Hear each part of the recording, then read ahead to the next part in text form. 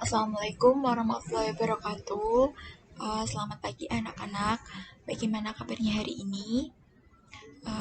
Semoga kita semua selalu diberikan kesehatan, tetap patuhi protokol kesehatan ya, yaitu dengan melakukan 3M, rajin mencuci tangan, kemudian memakai masker jika memang ada keperluan untuk keluar, kemudian menjaga jarak. Semoga pandemi ini segera berakhir. Dan kita bisa melakukan aktivitas seperti sebelumnya ya. Nah, uh, pada pertemuan minggu yang lalu kita sudah mempelajari mengenai mekanisme gerak. Pada sistem gerak manusia itu tersusun dari apa saja? Nah, pada sistem gerak manusia itu tersusun atas tulang atau rangka, kemudian sendi dan juga otot. Nah, adakah yang masih ingat apa sih komponen penyusun tulang itu? Komponen penyusun tulang atau rangka kita itu terdiri dari zat perekat atau kolagen, kemudian zat kapur, kemudian fosfor, kemudian mineral, kalsium, dan juga sumsum tulang. Nah, uh,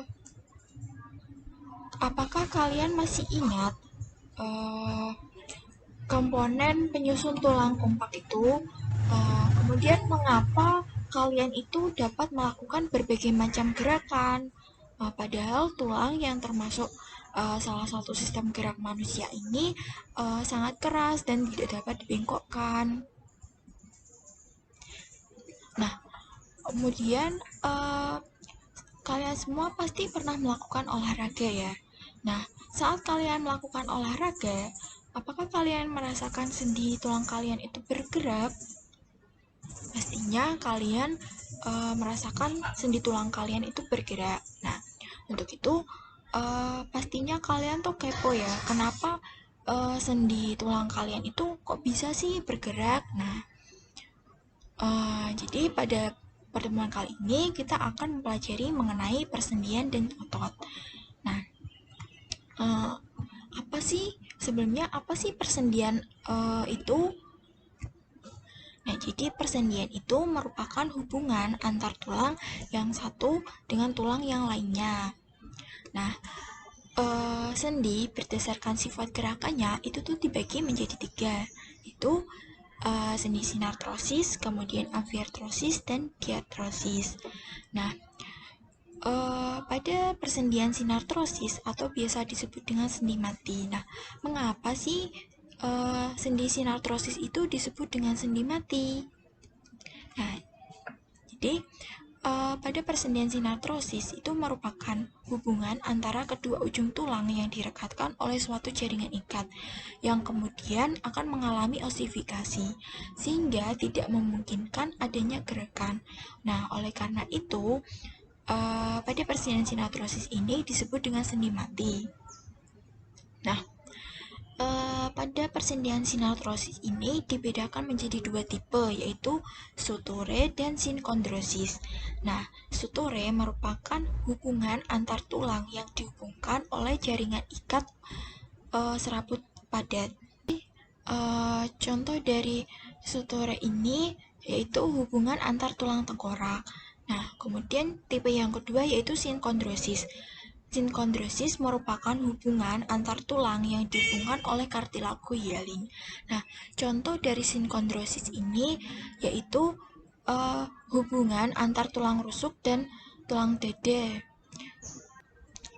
Dan untuk tipe yang kedua yaitu sinkondrosis merupakan hubungan antar tulang yang dihubungkan oleh kartilago hyaline. Nah, contoh dari sinkondrosis yaitu hubungan antar tulang rusuk dan ruas-ruas tulang belakang. Nah, kemudian persendian yang kedua yaitu amfiartrosis. Amfiartrosis merupakan bentuk hubungan antara kedua ujung tulang yang dihubungkan oleh jaringan kartilago atau tulang rawan, sehingga memungkinkan tetap adanya sedikit gerakan. Nah, pada persendian amfiartrosis itu dibedakan menjadi dua, yaitu simfisis dan sindesmoid. Nah, Simfisis merupakan sendi yang dihubungkan oleh kartilagus serabut yang pipih.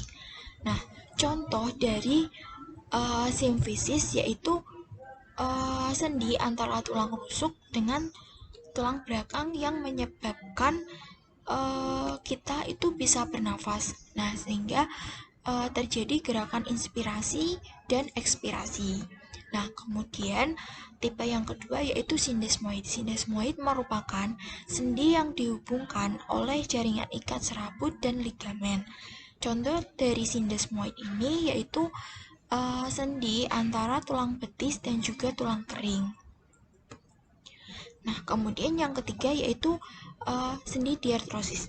Sendi diartrosis merupakan hubungan antar tulang yang tidak dihubungkan oleh rawan atau jaringan ikat, sehingga memungkinkan terjadinya gerakan secara lebih bebas. Nah, jadi struktur yang membangun suatu persendian diartrosis yaitu terdiri dari kapsul persendian, kemudian ligamen, kartilago hialin, rongga sinovial, dan cairan sinovial. Nah, berdasarkan arah gerakannya, sendi diartrosis ini terbagi menjadi 6, yaitu sendi luncur, kemudian sendi putar, sendi plana, sendi engsel, kemudian sendi peluru, dan juga sendi kondiloid. Nah, yang pertama, sendi luncur. Sendi luncur ini memungkinkan suatu tulang bergerak dengan arah yang berbeda atau saling geser. Nah, contohnya sendi antara tulang telapak kaki atau tangan dan tulang pergelangan kaki atau tangan. Kemudian sendi antara tulang rusuk dan tulang dada. Nah, kemudian sendi putar. Sendi putar itu memungkinkan tulang bergerak memutari tulang yang lain atau sumbu sendi. Nah, contohnya yaitu sendi antara tulang hasta dan tulang penguil. Kemudian sendi antara tulang dengan tulang tengkorak. Nah, selanjutnya ada sendi plana. Sendi plana yaitu memungkinkan tulang bergerak ke dua arah seperti orang menunggang kuda di atas pelana. Contohnya yaitu sendi antara tulang telapak tangan dan ruas jari tangan. Nah, bisa dilihat ini contoh dari sendi plana. Kemudian yang selanjutnya yaitu sendi engsel. Sendi engsel itu memungkinkan tulang bergerak hanya ke satu arah, seperti engsel pintu dan berporos satu. Contohnya itu pada siku, kemudian lutut, dan ruas-ruas jari. Nah, selanjutnya ada sendi peluru. Sendi peluru yaitu memungkinkan tulang bergerak ke segala arah. Contohnya, sendi antara tulang lengan atas dan gelang bahu. Kemudian, sendi antara tulang paha dan tulang panggul. Nah, kemudian yang terakhir yaitu sendi kondiloid.